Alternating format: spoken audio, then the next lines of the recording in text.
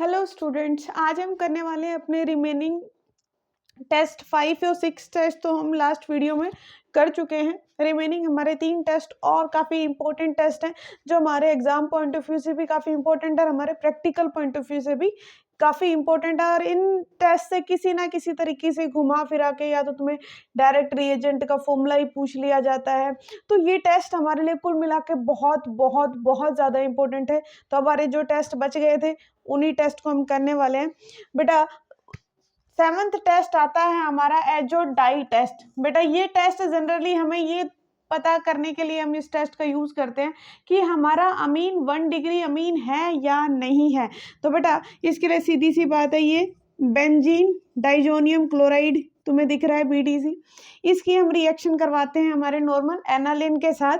तो एक्सप्लोर करेंगे तो इनके बीच में से क्या गायब हो जाएगा, HCl बाहर क्या रिमूव हो जाएगा, HCl रिमूव हो जाएगा। और फिर जो रिमेनिंग ये सारी कहानी हुई कैसे, ये वाला बॉन्ड टूटता है, इस पे पॉजिटिव चार्ज आएगा तो इस पे नेगेटिव चार्ज आएगा। तो ये बॉन्ड टूटेगा तो पार्शियलिटी इधर क्लोरीन पे डेवलप होगी, कुल मिला के बाहर क्या निकल जाएगा, HCl निकल जाएगा। और बेटा इस रिएक्शन को हम कपलिंग रिएक्शन भी बोलते हैं। अमीन के अंदर काफी इंपॉर्टेंट रिएक्शन मानी जाती है ये कपलिंग रिएक्शन है। इनको बीच में से हाइड्रोजन क्लोराइड यानी कि हाइड्रोक्लोरिक एसिड बाहर निकल जाता है और कुल मिला के ये हमारा प्रोडक्ट मिलता है हमें।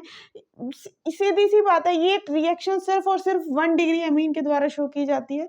2 डिग्री या 3 डिग्री अमीन के द्वारा ये रिएक्शन शो ही नहीं की जाती है। दूसरा हमारा आता है बेटा कार्बोलमाइन टेस्ट। कार्बोलमाइन टेस्ट भी हमारे हम इस किस चीज के लिए करते हैं, ये पता करने के लिए करते हैं कि हमने जो अमीन लिया है वो 1 डिग्री है, 2 डिग्री है या फिर 3 डिग्री है। तो सिंपल यहाँ हमने अमीन की रिएक्शन करवाई क्लोरोफॉर्म के साथ in the presence of KOH। तो इस केस में तुम्हें क्या मिलता है, आइसोनाइट्राइल मिलता है, वाटर मिलता है, KCl मिलता है। लेकिन मेन बात ये है कि ये रिएक्शन सिर्फ और सिर्फ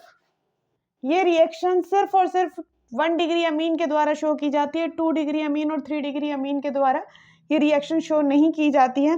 और सबसे लास्ट वाली जो रिएक्शन आती है ये तो बेटा बहुत इंपॉर्टेंट है, मैं यूँ कह रही हूँ महा इंपॉर्टेंट है, हिंसबर्ग रिएजेंट। हिंस कई बार तो हमारे direct right down the structure of Hinsberg reagent test. What is the formula of Hinsberg reagent test, why we are going to use the Hinsberg reagent. This reagent is going to be used to distinguish between the 1 degree amine, 2 degree amine and 3 degree amine. ये reagent हमारा mainly 1 degree amine, 2 degree amine और 3 degree अमीन के बीच के difference को checkout करने के लिए बनाया जाता है। बेटा अगर ये हमारा हिंसबर्ग रिएजेंट की हम मान लो हम रिएक्शन करवाते हैं किसके साथ, He2H5NH2, कुल मिला के कौन सा 1 डिग्री अमीन के साथ। तो जब हम इसकी रिएक्शन करवाएंगे तो एक हाइड्रोजन रिप्लेस होकर हमारा हिंसबर्ग रिएजेंट इसके साथ डायरेक्ट रिएक्ट कर जाएगा। लेकिन यहाँ पहले कि अब इतना एक हाइड्रोजन ने तो ऑब्वियसली हमारे हिंसबर्ग रिएजेंट के साथ रिएक्ट किया, लेकिन अभी भी एक हाइड्रोजन तो हमारा फ्री है। इसलिए जो हमारा 1 डिग्री अमीन है उनसे जो बाई प्रोडक्ट हमें मिलेगा वो प्रोडक्ट बेस में सोल्यूबल होता है।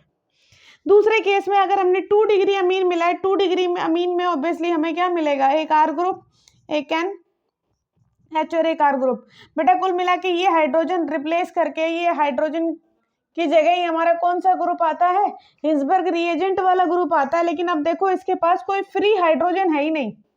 भाई फ्री हाइड्रोजन होता तो ये एल्कली में ऑब्वियसली सोल्यूबल होता, लेकिन यहाँ पर हमारी कोई हाइड्रोजन फ्री रही नहीं। तो इसलिए ये रिएक्शन तो हो जाती है लेकिन जो प्रोडक्ट मिलता है वो बेस में सोल्यूबल नहीं होता। और चौथा तीसरा केस हमारा आता है बेटा हिंसबर्ग रिएजेंट 3 डिग्री अमीन के साथ तो रिएक्ट करता ही नहीं है।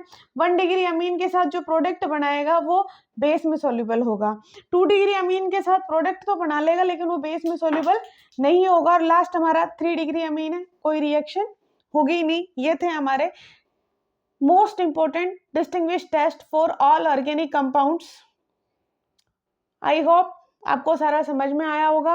अब मिलते हैं नेक्स्ट क्लास में जिसमें हम स्टार्ट करने वाले हैं all name reactions of organic compounds. कौन कौन सी इंपॉर्टेंट रिएक्शन है उनको हम किस तरीके से याद कर सकते हैं, सारी नेम रिएक्शन चैप्टर वाइज हम करने वाले हैं।